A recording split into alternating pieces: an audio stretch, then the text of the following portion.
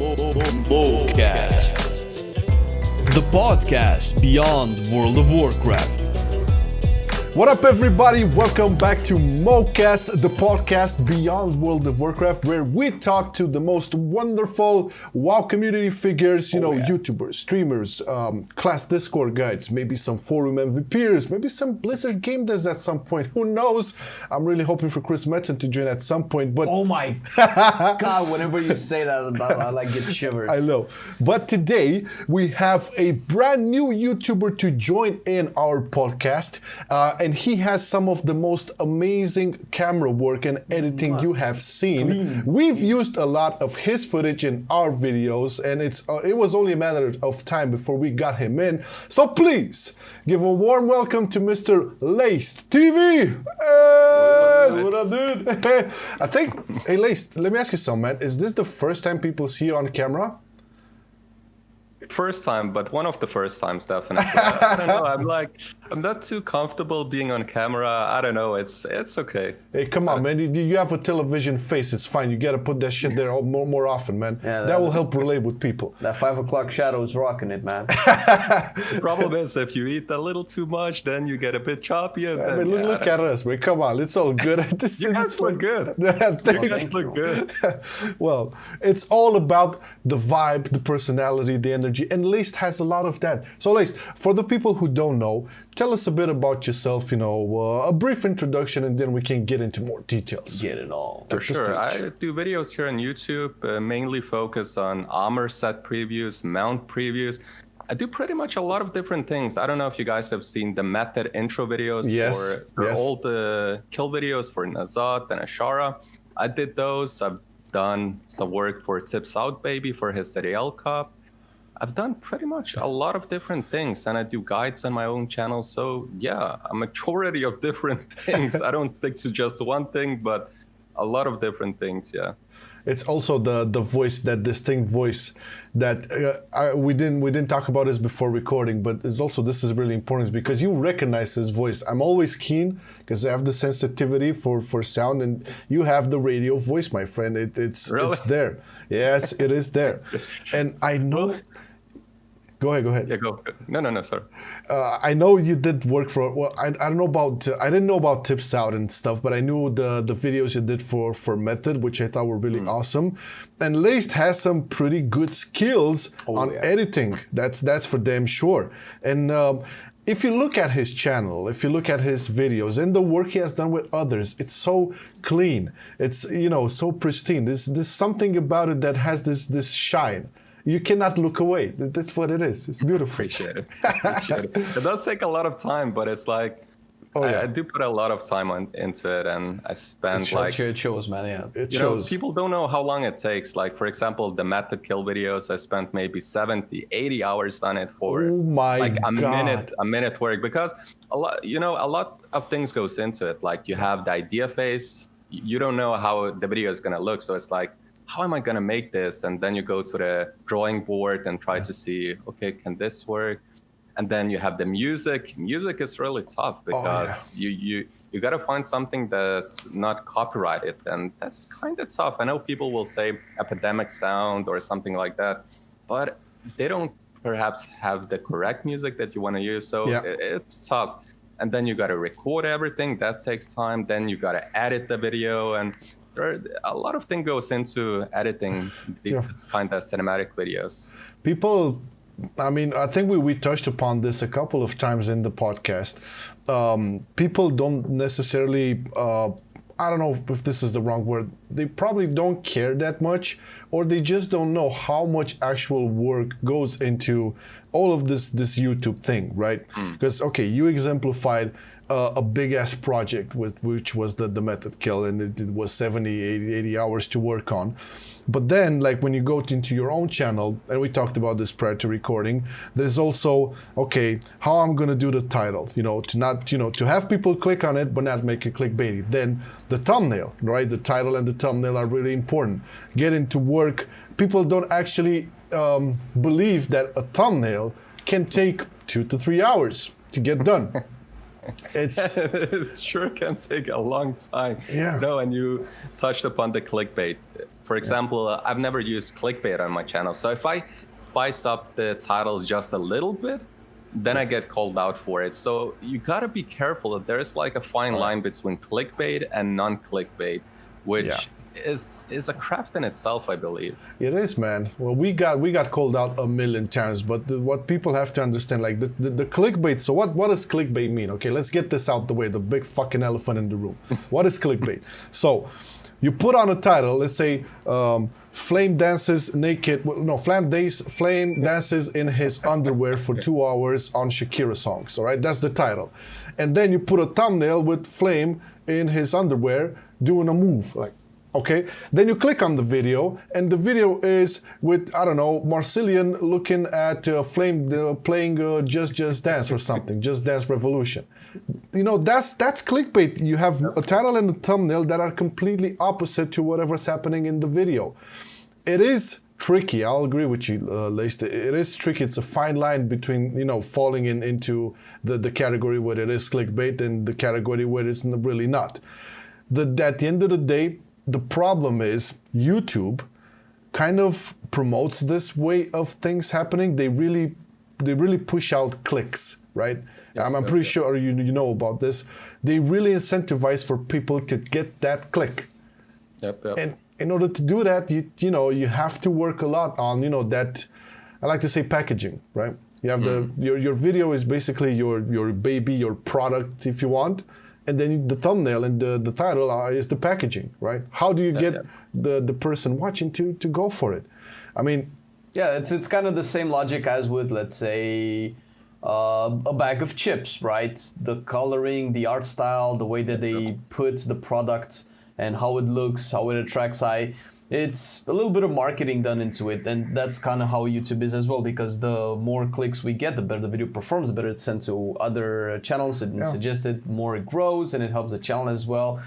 So yeah, there is definitely a fine line between clickbaity or not. As long as it has it's relevant to the video, to the story, to whatever it's in, I think that's fine. People are very quick to call it clickbait, man. So like Marcelo said, if the video is about him watching me do Dance Resolution and the title is Flame busts some awesome moves, people will call it clickbait, even though it still kind of makes sense because that's kind of what's going on in the video. But I think people misunderstand like what clickbait actually is, because like you said, clickbait is something where the title is something, but the content in the video is something completely different. Yeah. There's a difference between clickbait and a cool-looking title, something people actually want to click. There's a huge difference. And like you say, people are pretty fast at calling something clickbait, even though perhaps it's not even clickbait. Yeah. But it is what it is. I mean, the bigger you get, the more you get called out. It's just... I see Bellular is getting called out every time for clickbaits, but that's the thing, right? He had, I think, 1 or 2 videos in his career span where it was actually clickbait, but other than that, there's just catchy titles or explosive thumbnails that contain that part of the clickbaitiness is contained within the video. But anyways, his videos, the content is actually there. Whatever he writes in the title, it's actually there, so yeah. No, it's not clickbait, okay? But going back to you, Mr. Leyst, your YouTube, you started this YouTube channel, correct me if I'm wrong, somewhere in 2017, so it's like 3 years old or something? Or yeah, something like that. Is this like the first time you've attempted content creation, or did you do something prior to this in the field? It's the first time I did YouTube. I did something before. For example, when you go on vacation, you had those old Windows editing softwares. I can't really remember what they were called. Movie Maker? Yeah, Movie Maker. Then I just edited, for example, family pictures or something. Yeah. It wasn't anything serious. So yeah, it was the first time I actually edited something. First time I had Premiere Pro in my hands and scripting. Yep, I script my videos. Yeah, well, that's fine. That's fine. Some people are against it, some people are for it. It was the first time, yeah. It was a learning curve. I mean, I gotta be honest. One of my how do you say it? Not motivations, but like who I look up to when I look at videos his actual inspirations is actually Beliar's videos, because I think his videos are some of the best on YouTube quality wise. So I always try to look at his stuff and see, okay, he does it like this. Maybe I can do it something like this, but not to copy him 100%, but like, so you can see what quality actually is, you know? And it's inspiration is really good. He's definitely for us. I don't know about Flame, but for me personally, he's more of an inspiration on you know, the whole structure and concept, and always constantly investing in quality, always improving and getting to the next step. Definitely, and I'm pretty sure he's an inspiration for a lot of other YouTubers, because he's been in the game for a long time. It's pretty nice. His videos are really good as well, quality wise and everything. It's, I mean, all of the work that he's putting in really shows, and it's a lot of respect from me as well to how he does his work. Oh hell yeah! But when you started this, man, 2 years ago, did you set out to like, okay, I'm gonna make this my own thing. This is all the thing I will have to do to sustain myself. Did you look at it as something to sustain yourself, to do it as a job or as a business or whatever? What was in your head? No, not really. I really enjoy playing Warcraft. I've played since late vanilla, and I went serious in the Burning Crusade and played like 6-7 days a week, so I went really hardcore in the Burning Crusade and Wrath of the Lich King. So I always loved the game, and something I really love to do is helping people, and that's why I started doing guides at the start. One of my best videos on my channel is actually one of the guides, like mount guides or something like that. So I've always loved helping people. So no, I didn't think I would actually get where I am, and of course I gotta say thanks to my fiance who actually put up with this, because if she didn't put up with it, I wouldn't be able to do this. I really wouldn't be able to. Much respect to Leyst fiance. If she said nope, then it would have been no, because you know she did work, and you know how YouTube is sometimes it's not the best revenue, so so somebody got to put up with it, and luckily she was pretty supportive of it, even though some people were like, oh, why do you want to do YouTube? It's so rough, it's so hard, you're not gonna earn money. And then the parents are gonna say, oh, what are you doing? What are you doing? We're no strangers to that. Are you serious? Go out and get a real job. And, you know, it was tough. So like, I'm really thankful that she was really supportive of it. So no, I didn't expect to be anywhere near where I am now. And it's really nice to get to know more content creators like yourselves. It's like networking in a good way, you know? So, none of that corporate bullshit, you know, just no. Cool people hanging out with cool people, trying to make, you know, a better connection, a better vibe within the community. 100%. So, no, I didn't expect to be doing this full time. I kind of want to start streaming, but it's I was about to ask. Okay. So go ahead with the stream. I was about to ask. That was like my next question, like with the streaming. It's rough. Like I did try to stream on YouTube a couple of times, and it went fine. People did watch, but my internet connection is so bad. Really? And yeah, it's so bad. And the worst thing is I live in Denmark, where the internet is kind of good, but yeah, my landlord doesn't really want to invest in better internet, so that's the like rough part. And again, time-wise, I'm a dad as well, so it's like you gotta balance your time. When can I stream? You know, can I stream during the day? Can I stream during when my daughter is asleep? Will I wake her up? Or you know, there's a lot of different factors. There's a lot of questions. Tough. But I do want to try to stream, because one of the things that I love to do is actually talk with people. That's why I still answer everybody in my comment section in my videos. I try to actually answer everything, even the trolls. I try to answer. That's the funnest part, actually.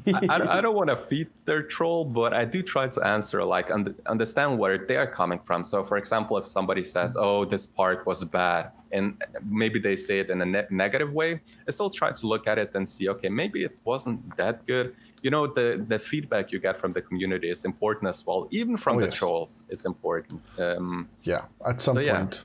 That's, I think, you actually still taking time to reply to as many comments as possible is one of the healthiest things you can do for your channel and your community. I know we pushed a lot on this. It's getting a bit harder, so it's because once there's like more and more and more comments, at some point it's going to get close to impossible to answer to all of them. Plus YouTube filters a lot of them. You get a lot of spamminess, which should not be spam, or they're putting it in there, they need help for review stuff.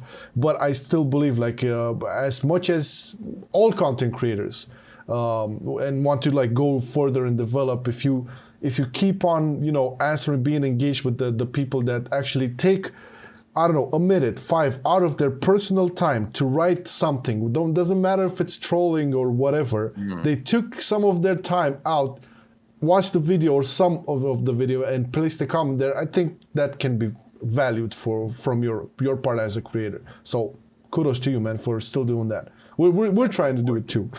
Yes, it is important, I mean, to connect with your community. But again, you guys stream, so you can actually connect through the streaming as well. So if somebody has a question for you, they can always come to your stream, ask a question if you miss a question in the comment section. Whereas I don't stream, so the way I connect with my community is actually through the comment section. So yeah, that's one of the reasons why I really want to stream, because I do want to connect more with my community.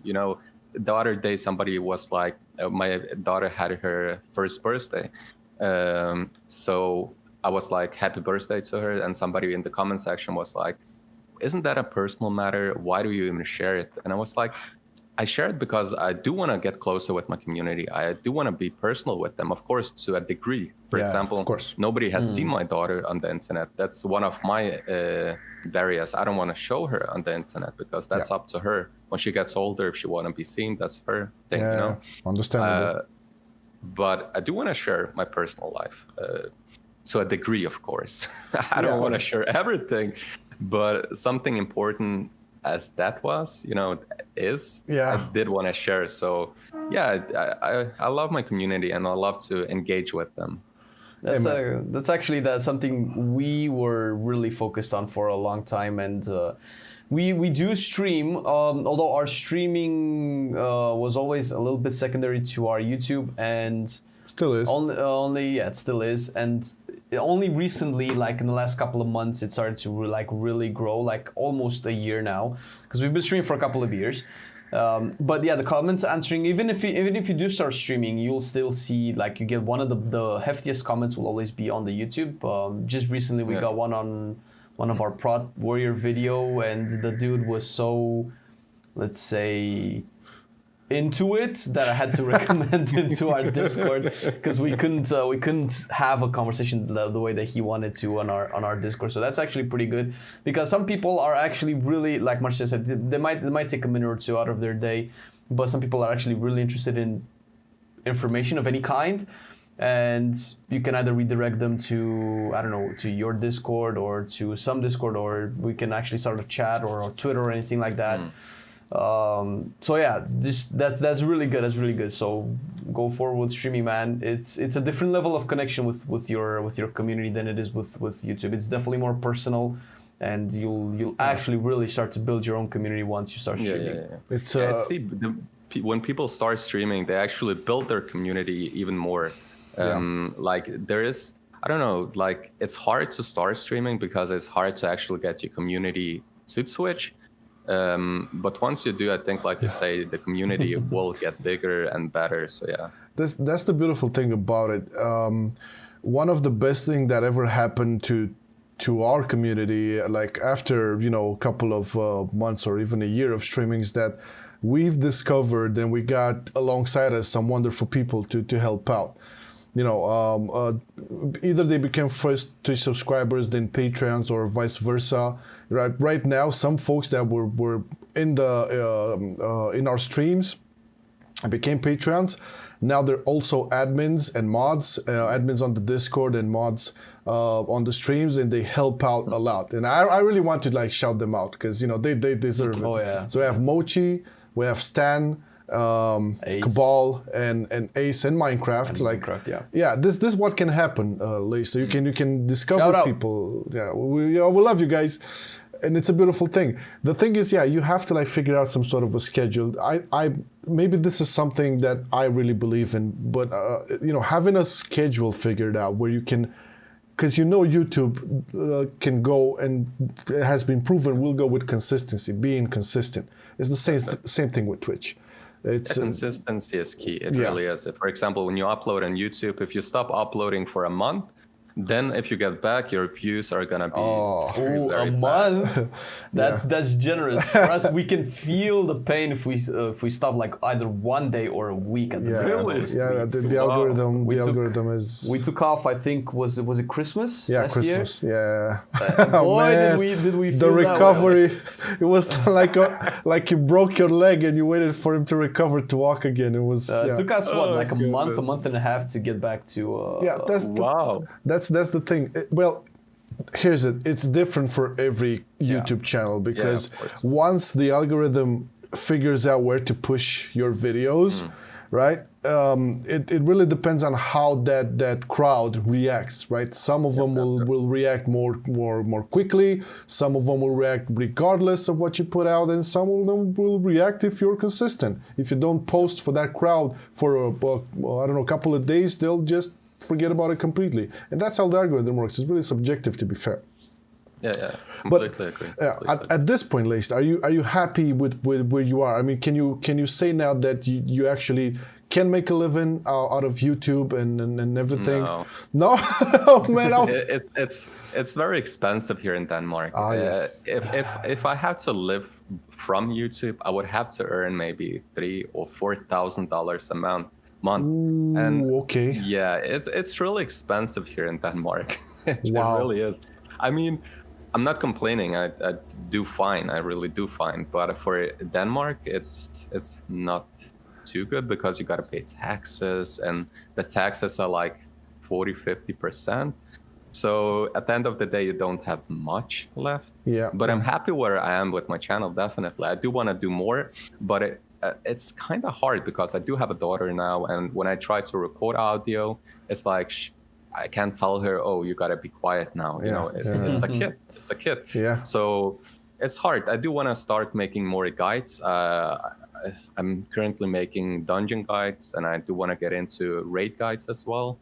A bit different than what the other creators does. I want to make it a bit more manageable, or when people look at it, for newcomers especially, when they look at it, they actually know what's going on. Because when you look at it from the in-game view, it might be hard to see, okay, this is a spell that you got to be careful with. And so I do want to make it like a bit easier to understand for newcomers as well. It's definitely tough, but it's something I really want to do. Like I said at the beginning, I enjoy helping people.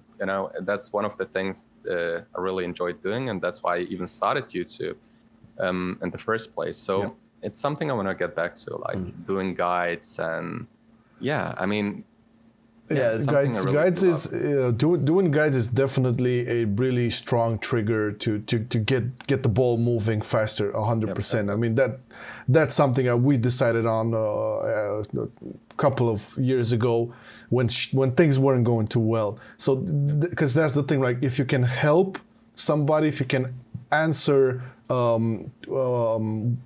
a question with a solution for somebody, that will go well. My only problem with guides is that they take a lot of work, and they're at the end of the day, there's something mechanical. So the thing that I found out is that if you go with the guide route, like we did, okay, and a lot of other creators did as well, right? That the algorithm will feed that content to the people who need, guides for a class or a dungeon or a raid, and that's it. And at some point, you want to develop the channel to be more about, your personality, your vibe, rather than that always having an answer for a question. I don't know if I'm getting this across, because so a couple of studies, some big companies that actually are into developing, YouTube channels and stuff, studied this. Being a utility channel, like guides and stuff, is good because it will really boost, growth and stuff. It will build community, but that community will be smaller. When compared to being a entertainment channel where that community will grow slower, but it will be much bigger, and people tend to stay there and be more loyal, let's say. So it's a tricky route you have to go through, but I still believe doing content that actually helps others is the best way to get the ball rolling, and getting yourself some satisfaction too, because you're helping others, and people will let you know, hey man, thanks a lot, you helped me a lot. Yeah, exactly. And one thing I feel like you guys have nailed is the personality thing, because you guys bounce so well off each other. Like, you bounce so well.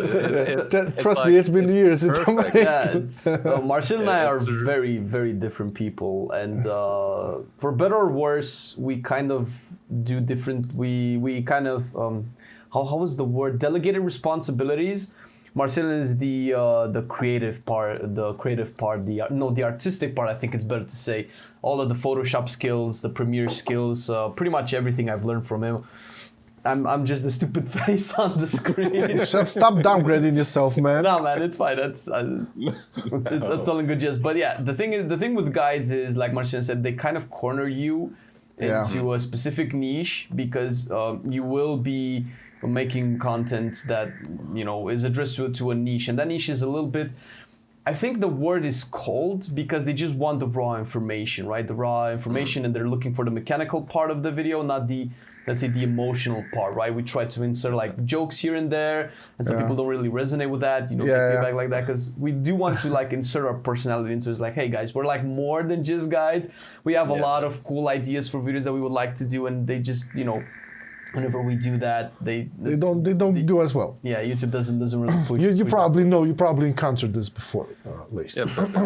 But you guys' personalities are really good. I really enjoy well, we appreciate it, man. Thanks a lot. It's a change, like you say, with guys, it's hard to show your personality, but I think you guys do it very well.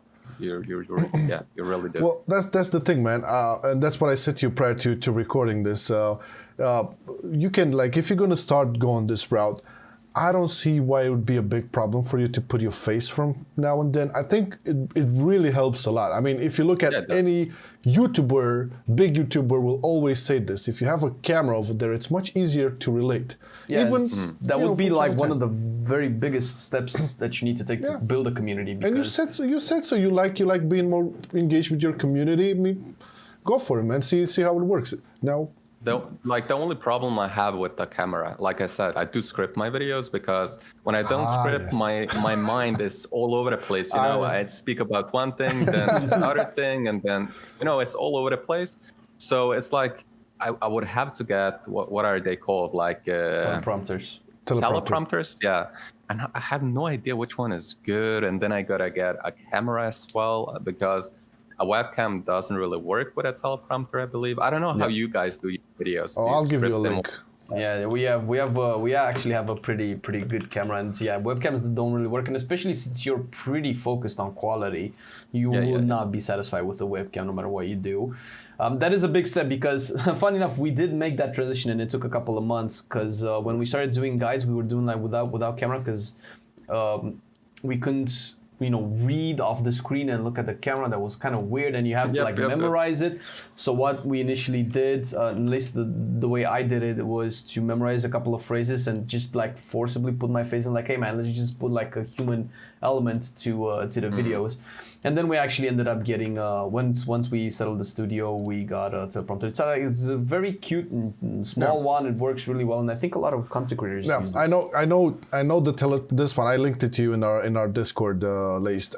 This one is being used by Taliesin, and he learned about it from Bellular. So it's in the circle. It's legit, really good, man. It's legit as it gets. Yeah, you need a camera with an objective to mount it in, but it's so good because you can use the script on your phone. You place it in there, and it works exquisite.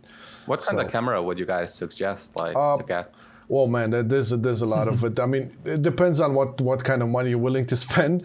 But like a good budget camera, so budget quality camera is the one we use. This is the Sony Alpha 6000. Okay. And it's not that expensive. It used to be expensive at some point, but it's really affordable now, I think. So that would be like good setup. It's a good investment, I think. Like you say. Personality-wise, it's better that you actually show your face, because you can get more personal. Personally, I enjoy videos more when I can see a face. Well, so it's see? kind of weird that I See? don't have my own face on my videos, you know? Because even with streaming, when you see somebody, you can see their reactions and stuff like that. So I think a camera is really important. I really do. Oh yeah. Well, If you're streaming an too. expressive person, that's not right. If you're an expressive person, that goes all the more. And people will give you comments about it. It's like, hey man, what's with your face? I don't want to. Yeah, see I don't want to see your face. There's a lot of comments Yeah, on that we too. actually, I've been getting that a lot recently. It's like, can you show? And it was like this was hilarious because this was guy trying really not to be offensive. But it's like, can you show less of you and more of not you and something like that? It's like, all right, man, I get that you really don't want to be offensive, but Jesus Christ, I'm sorry. There's so much of me in the video. But yeah, there's just as long as you kind of have to have a thick skin at one point when it comes to these kind of comments. So as long as you're fine with that, just go for it because people do tend to resonate towards a more warm and emotional type of content.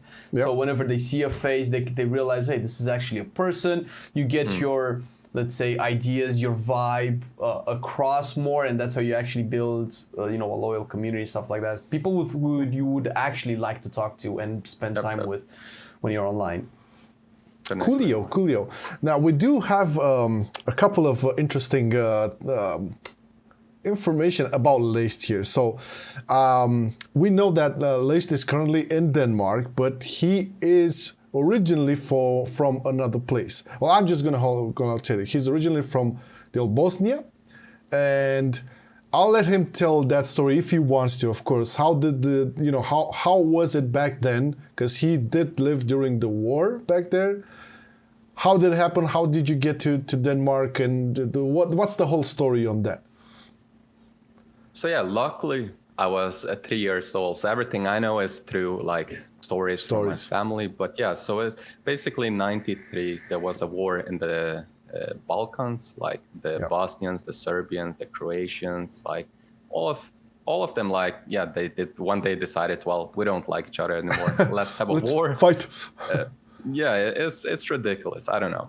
So we moved here in 93, and what I've been told, it was rough, because it was more like about religion-based war, Most so of them like were, so you have the Muslims, and you have the Orthodox, then you have the Christians, the Croatians are the Christians. Well, the Orthodox are Christians as well, but you know what I mean. So, and it was dangerous because my mom is Muslim. My dad is Orthodox.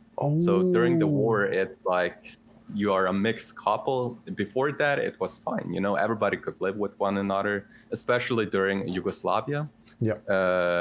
Everybody could live with one another. But when the war broke out, it got very, very dangerous. And my dad had to come here to Denmark quickly by himself. And then my mom and my big brother, we had to go through Serbia to get to Denmark, and it was awful. I don't know how much I can say because it might be TOS here on YouTube. I don't know.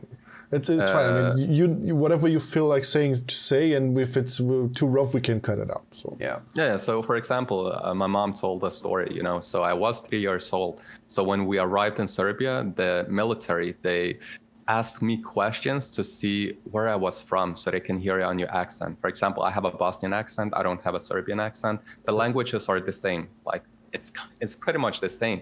But you can hear in the accent where you are from. And they tried to see where I was from. And people were snitching on one another, and we had to run away from one place if we didn't want to get killed. And it was rough, man. It was rough. Luckily, I was 3 years old, so I don't really remember anything. My big brother remembers way more. He's like 10 years older than I am. So yeah, I mean, it was rough. I mean, all wars are rough, and it's especially being part of it.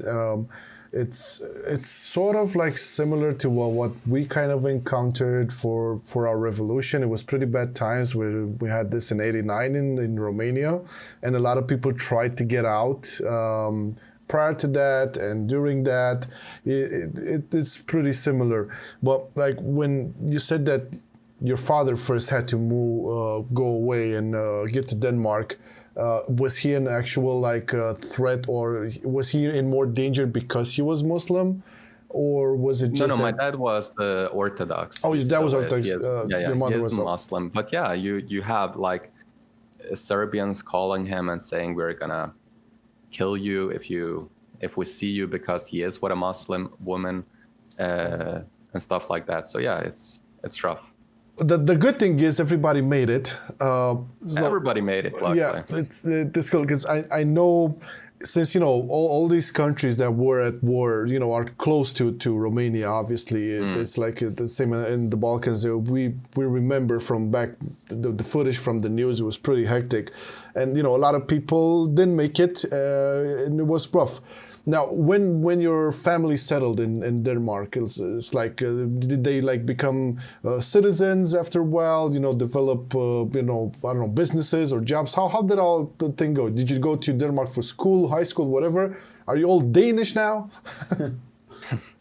I would call myself Danish. I mean, I do see myself kind of Danish. I don't know if the Danes see me as Danish, Maybe you have to ask them. There definitely is a lot of racism, I would say, especially during my youth, like teenage years. I did experience a lot of racism here in Denmark. But yeah, we moved here. We lived in, like, I don't know how you say it in English, sorry. Like a bit further away where I live from now, because now I live in Copenhagen, which is the capital city. So yeah, I went to school. Everybody had to go to school because you had to learn the language, Yeah. And yeah, we made our life here. I went to school. I went to the university as well here. So yeah, I mean that was that was a blessing. My country now. Yeah, it's my country. It's like I don't see Bosnia or something as my country as much because yeah, I do have family, but I've lived here 28 years of my life. Sure. So it's like the majority of my life is here. All my friends are here. Even though like the fun thing is like if I didn't start making content, I wouldn't have met amazing people that I consider to be one of like some of my closest friends now that I talk with online, which is crazy. That's pretty cool. I haven't even met them, but I see them like some of my closest friends, so it's insane as well. But yeah, I mean, you have to make your life here, especially my parents. It wasn't that hard for me because I was 3 years old, so it's like I didn't know much before. I don't remember anything. It was tough for them, I think. It really was because you have to learn a language. You gotta be integrated into the society and stuff like that. But yeah, I mean, during my teenage years, it was hard, because there was a lot of racism. There really was a lot of racism. It happens here. among kids and teenagers. It tends to happen more often, sure. Especially if you're foreigner. Yeah, especially if you're like my old friends. I'm not friends with them anymore. They had a specific look, I would say. So maybe I see where you're going for. Yeah. Yeah. So for me personally, I love everybody. I don't have against I don't like. For me, it's whatever. I don't care what nationality you are, what religion you have. If for me, everything is the same. It's same. Like I did a quest video, and it was like two deers who were gay, and the comment section was so insane. They were like, "Oh my God, how? Why?" I was like, "Who cares, man? It's 2020. Let people be. Like, even if it's in the game, people in real life experience this as well. Like if they see homosexuals walk down the street, they might say something bad to them, and I just don't get it. I really don't get it. It's definitely polarizing. Like whenever you see stuff like this or topics, there's always going to be like one extreme, another extreme, and the people that are just chill the fuck out. Everybody, nobody's doing anything wrong here. But at the end of the day, man, it's for your journey and your family's journey, right? That's what I was saying in the beginning. It's like being able to live. I mean, you were too small, but getting to that experience, that what happened within the war, and you guys actually making it out and settling and making a life in Denmark. I think it was pretty much a blessing for you at least. Yeah. So it's all is well that ends well. I see, for example, my cousins and stuff who still lives in Bosnia, and it's rough, They have an education. It's the same in Romania probably, but the salary, like the pay you get is so low. Yeah, and their man. knowledge is so high. Yeah. You know, so it's rough. So I'm happy that I live here. I got a second chance, if you will. You know, so I'm grateful for the government to even take people in. You know, I don't want to say I'm not grateful. I'm really grateful for that. So yeah, I'm happy to live here. I even visited the United States with my fiance. I lived there for 1 year. And that was an experience as well. Like I did study in the United States, but I still prefer Denmark. Really? Why? Why though? Like the security. Denmark has a lot of security. Like I mean, if you don't have money, the government is gonna give you money to help out. Yeah, I don't know. There's a lot of security. Even like healthcare in Denmark is really good. You don't pay for it, which is a plus. And the United States, for example, my uncle, he was like, he cut his finger a little. And I was like, why don't you go to the hospital, you know? And he was like, no, I don't want to. The healthcare is going to go up, or I don't know how their system works. So yeah, they pay a lot. Better here. I don't know. When you get used to something, it's hard to... Yeah, it's hard to change. You become a creature of habit, and that's it. Yeah. But I do love the United States. I really do. Hey man, maybe we'll end up with all this pandemic nonsense. Give it a break, and maybe next year at BlizzCon we'll all meet up and have a drink. That would be awesome. Definitely. I would love to. Oh man, I would love to. If you can get a ticket. I mean, when I lived in the United States, I wanted to go to BlizzCon because I lived in San Diego, and it's like close. That's close. An hour away. It's like an hour away. But the ticket is sold out in like 10 minutes or so. So it's so hard to get. Here's the plan, Leyst. When we're going to go, hopefully this pandemic will end. Yeah, hopefully. We get to normal. Next year, we're going to go as press.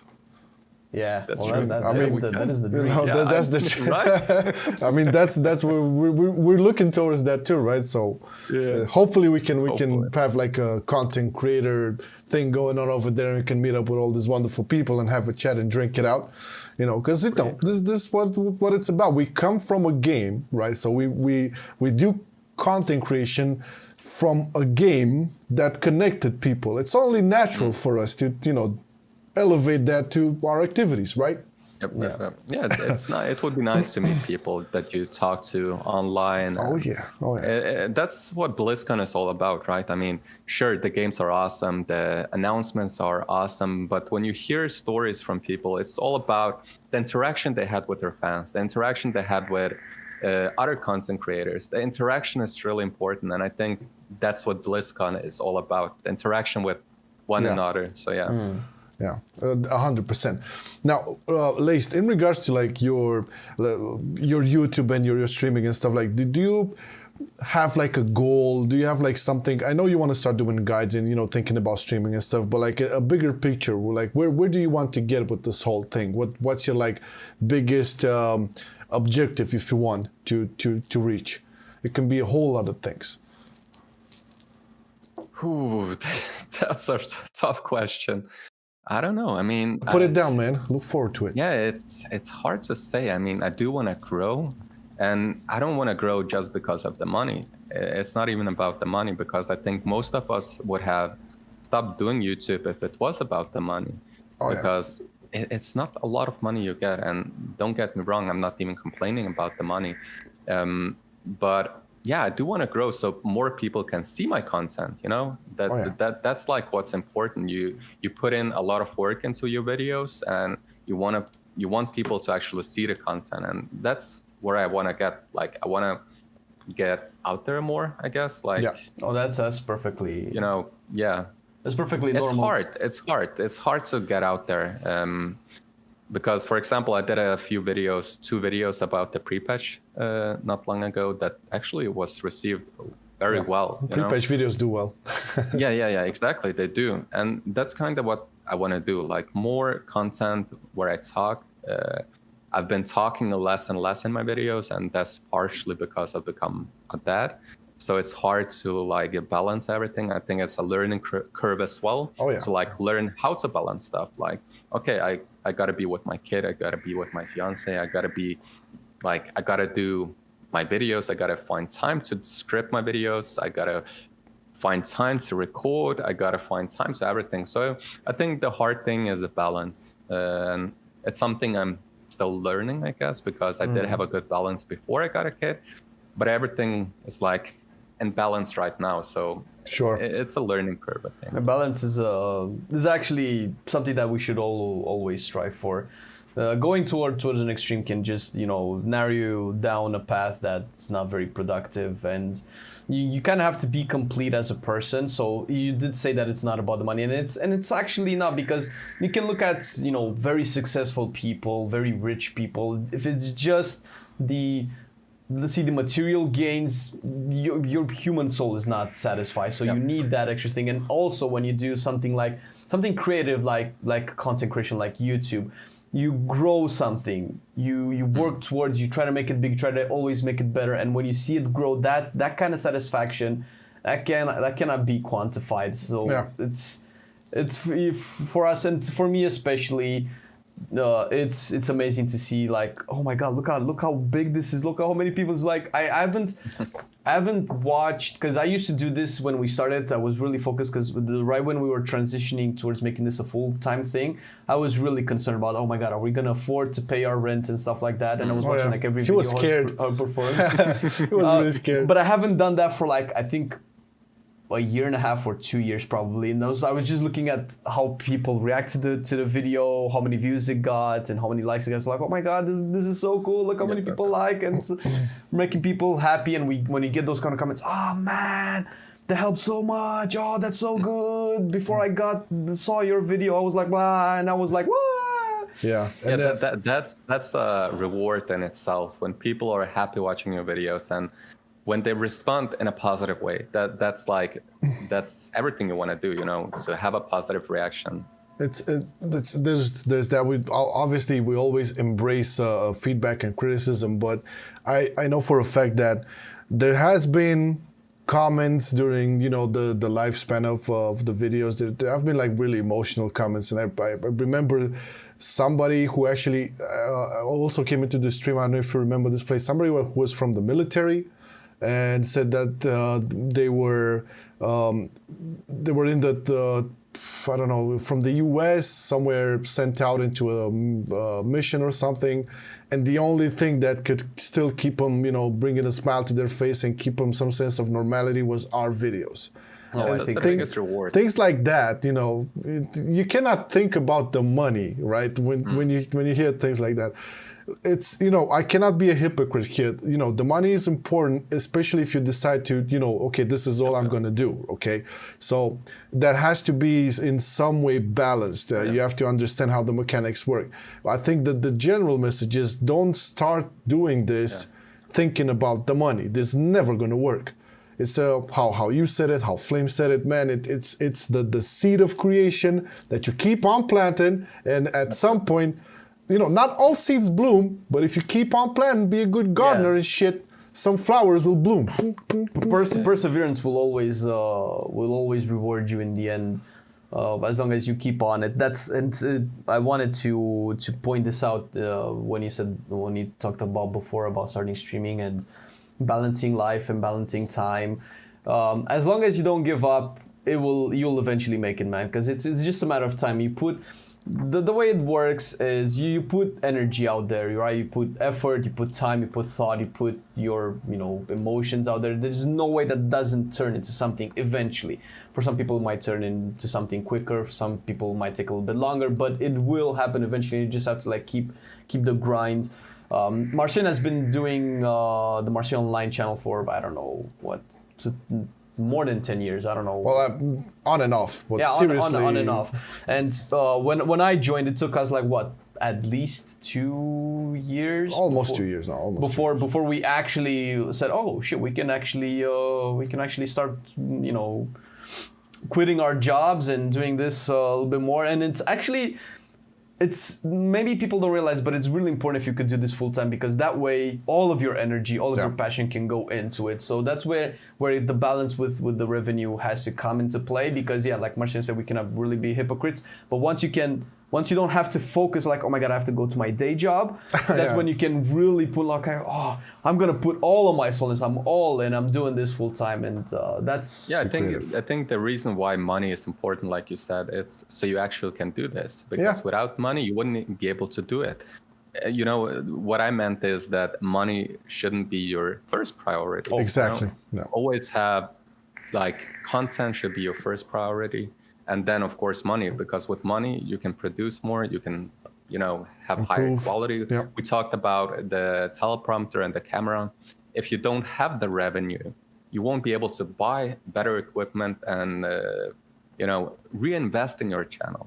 Yep. Just look at this camera. It's really it's bad. It's the bestest, man. What do you mean? What do you mean? It's sharp. What it needs to be at the moment, man. Yeah, It'll eventually get there. And right now we're leaning more towards like the business side of things, because investments, you know, come with. There has to be efficient. There has to be I wouldn't say painful, but it kind of has to be a little bit of a sacrifice, right? Because you're taking something and putting into something that comes as a reward in the future. You're investing into your future. You know, one thing that, I mean, some people don't understand is that, like, you probably have gotten comments like, oh my God, why, like, you shouldn't deserve to get paid by doing YouTube or Twitch, or, you know what I mean? You know, those troll comments. And it's actually hard. When I try to streaming is actually hard. It is. No meme. Like, it actually is hard. You got to set time off to actually do it. You got to be interactive with your chat. There's a lot of things going on.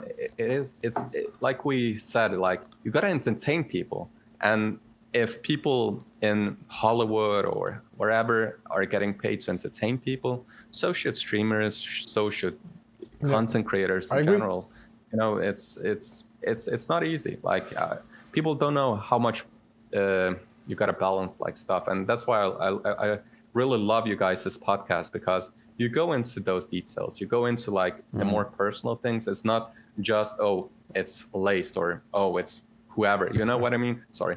It's like we love it. We love it. I mean, personally, I live for this stuff. I like to like just know the journey, know the story, get to know the person. And I believe for most of the people in their communities, regardless if they're streamers, you know, YouTubers, I don't know, class Discord dudes or whatever, their community doesn't have the chance to get to know a bit more, right?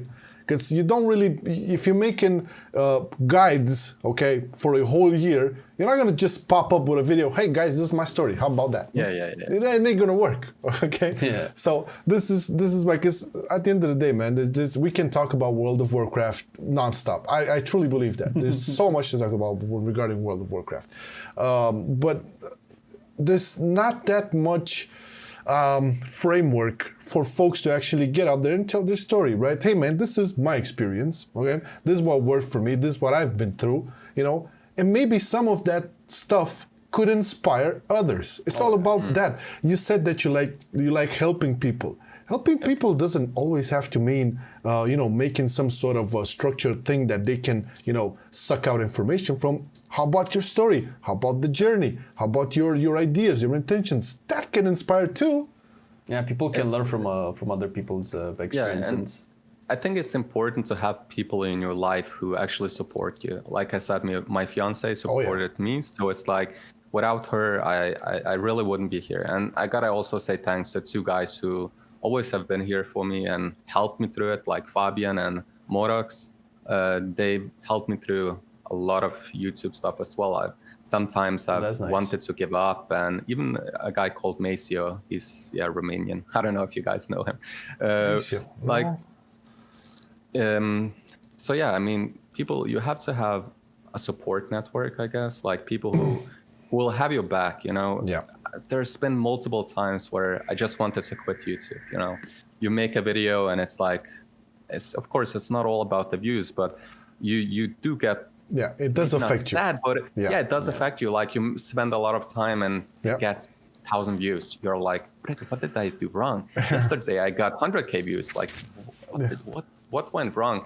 So I think it's really important to have people who support your dream, like what you want to do. So that's one of the things that's really important, I feel. Yeah, it's 100% important, especially if you have a fiance or somebody that's really close and you like share your life basically with. If that person doesn't really agree or support, then it's gonna be a much harder uphill battle. luckily for us, it's been the two of us. So, if something went wrong on one side, then the other side came bouncing back, right? It's in that regard, we had, first off, we had the support of each other, which, was vital. Okay, if somebody doesn't have faith in the project, the other will, and vice versa. But it's as, if your posse is there and they keep on, dragging you and, keeping the torch up for you, that's absolutely vital. And it's nice that you touched on that because, hey man, if you want, whatever you want to do, right? Doesn't matter if it's YouTube or Twitch or, I don't know, making paintings or whatever, don't surround yourself with negative motherfuckers. Get away from the toxic boys and the toxic and the negative that, man, you shouldn't go there. That's hard to do. Man, don't you just go for a job. It's more secure. All that negativity will, especially if you're a person who wants to do something else. You feel it in your every fiber, right? You want to create. You're not made out to be like a 9-to-5 man. You can do that at some point, but if your whole soul tells you, hey, do this, make me paint, make me draw, I want to sing, I want to act, I want to do content creation, video editing, whatever.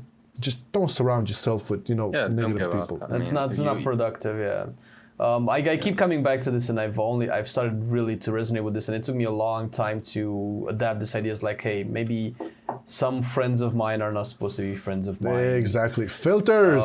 Because and I think the best way to put it, and I don't know where I heard this from, but is you're like the average of the sum of those around you, right? So if you want to be the kind of person that's very creative, that puts out a lot of good energy, gets people to be happy, informs them, helps them, whatever, you have to surround yourself with those kind of people that kind of do those things that you want to do. Ideally, it would be people that are better than you at that, so you can learn from them, because that's who you want to learn from people who already do what you strive to achieve. And I think that message isn't spread out as widely enough as it should be. Well, you get it. You get the idea. I mean, people listening, and it's been, this has been great. We actually didn't talk about WoW almost at all. Yeah, I was about to say, like, I love it. I could go for 10 hours for just talking. It's really chill. I really love the atmosphere. It's talking with friends. That's the best thing. And you guys are really doing good, because you make me comfortable, and that's important when you have a podcast. So really good job. Well, thank you. Thank you. It's what we're striving for, basically, with this thing. And also, guys, we have to mention this, right? So if you look over there, please go check out Leyst. Look, youtube.com/LeystTV and twitter.com/LeystTV. I don't know if he has a Twitch, but he'll probably go in there too when he decides and figures out the things. Beautiful content, the most beautiful voice. Now you can see a beautiful face. He'll probably add some more to it, okay? Check him out, support him. It's content creation, done with class, with style, with a spark. Cinematography skills. Oh yeah, it's beautiful. I mean, again, guys, a lot of his footage, especially from PTRs, we used. Guilty as charged. Yeah, we used, because it's like amazing, man. It's like amazing. That's all I can say. Anyways, it's been a blast. I would ask you this as a final note. You're currently at 25K subscribers, which is pretty good. There's nothing to sneeze at over there. It's been a journey, and this has been accumulated in roughly 3 years. Yep. What would you say to somebody that listened to the podcast right now and they want to get into doing YouTube? Well, what would be like your biggest advice, apart from everything we talked about already? Yeah. I mean, first and foremost is don't give up. If it's something you want to do it. And I think the thing we talked about that I myself have to do, like have a camera, because you connect better with your fans and people you talk with, and it's more personal. So I think, like you say, I have 25K subs. It is a lot, but I think I could have had way more if I actually had a camera on, because could be. at the end of the day, people can relate more to you when they see a face, because when you don't have a camera, it could be a robot talking and they would still have all the information. But I think don't give up. Have a support system, like somebody who actually believes in you. There are a lot of content creators who love to help out. Don't be afraid to reach out to us if you need advice, if you need help to get started. 100%. I always talk with people who maybe want to get into it, and I try to give them advice. I'm not the best, but I can try to give the advice I would wish somebody gave me. And just reach out to content creators, and just watch videos and look at what other people are doing and try to do it like better, or try to like make it your own is probably the better thing to say. Make it your own. You can emulate different styles, and eventually you'll grow into your own. That's what it is. Because let's be real, everybody has inspirations and stuff. It's the same thing in music and in poetry and whatever. You pick certain styles, inspirations, and then everything comes up into your own unique little thing, which is a beautiful thing at the end of the day. It's natural to be inspired by other people and to take what you think is cool from them. Inspiration is really important, I think. Beautiful. I absolutely love it. So guys, this has been another great episode of MoCast. This has been more YouTube related, content creation related, which I absolutely loved. I feel we didn't talk enough in previous episodes about this, but I'm happy we did with Leyst over here. And once again, you can check him out on twitter.com/LeyStTV, youtube.com/LeyStTV. Links on the screen. Yeah, he's gonna get ready for some guides on dungeons and raids and stuff, so be on the lookout for that. Flame, you want to add something? I know I will be. It's like we said, I like Leyst style. Is very, very original, and I always appreciated his camera work and his editing cleanliness. skills and all that. As content creators that that focus a lot on quality, we can appreciate how much work goes into that kind of thing. So you can see and touch the passion. It's tangible. So guys, make sure you check out Leyst, and we're waiting for that stream, man. We're waiting for you to stream, and even if it's YouTube, that's fine, because we started with YouTube as well. Go on or whatever. Just do it, man. Find your schedule and do it. Will do. Yeah, thank you guys for having me on. It really was a blast, and it felt like talking with friends. So thank you very much. Likewise. That's a big compliment. It was very fun talking to you, man, and hope to see you in future episodes. Yeah, season 2. We're gonna close off season 1 at 15 episodes. Then we're gonna start season 2. And we'll get everybody up again and talk some more subjects. It's decided. Looking forward to it. Hell yeah. All right. Thank you everybody for watching and listening. You can find us everywhere on Spotify, iTunes, Google Podcasts, Overcast. The links down below in the description. Yes, and watch you already watched it on youtube.com/MarcelianOnline. What are we saying here? Yeah. Catch you next time. Have a great week ahead. Take care, everybody. And bye-bye. The next guest. Bye. See you the next guest? What? See you with the next guest, man. That's what I said. Come on, don't Still I play WoW. Still I play WoW.